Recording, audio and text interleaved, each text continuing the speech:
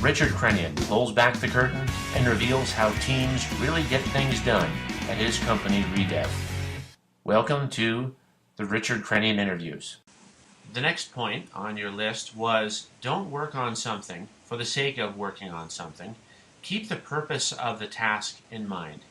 Purposeful execution is the only way to move our company's objectives forward. Can you explain that a little bit more? Well, simply put, I believe that you have to set a goal and you have to understand what your goal is.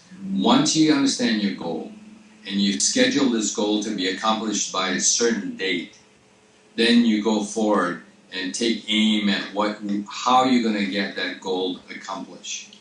So why are you working on items that make no sense in accomplishing your goal? Focus on the project that you have at hand that you need to accomplish by a certain deadline and focus on getting it done. Everything else can wait. That's part of the prioritization. What is it that you have to do right now? And this, you have to remind yourself on a daily basis. What is it that I have to do today and get out the door? What is it that I have to do today to feel accomplished? What do I have to do today to help my coworkers and myself get the job done? What was the original purpose of that list that you sent out to your employees? Because really, when I was writing it about to the person rather than to the work. Because people don't really care about the work.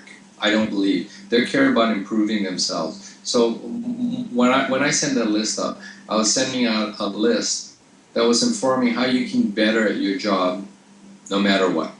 Right. How can you be a better person no matter what? And whether you're working at this job or that job, or whether you're working on something on your own, how do you make yourself better?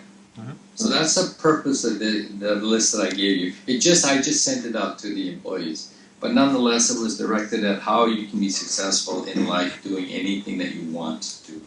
Okay. You've heard the question asked where people say, you should never quit. You must always work to the nth degree. Never quit, never quit, never quit. Guess what? You'll hear it from me for the first time. There are times when you ought to quit. The quit is a definition, not of effort, but of strategy. So when people say don't quit, I often refer them to this story where you're sitting in front of a concrete block and somebody says, if you take out your hand and you punch this concrete block 5 million times, you're going to be able to get through and shove your hand to the other side and be clear. So as you stand there and you keep punching this block of concrete, meanwhile your hand gets broken, you're hitting this concrete block full of hard stuff, and this mangled hand then gets even more mangled.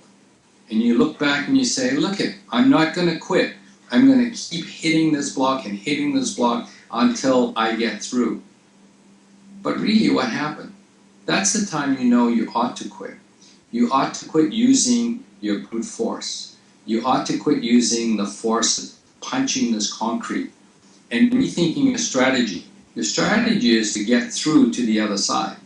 So perhaps using another tool like a jackhammer may accommodate you in getting to your end goal. So when somebody says don't quit, they should go a step further. Quit, change your way you're going to get to your goal, change your journey, and then be accomplished. Because that way, you didn't quit. What you did was you used your head.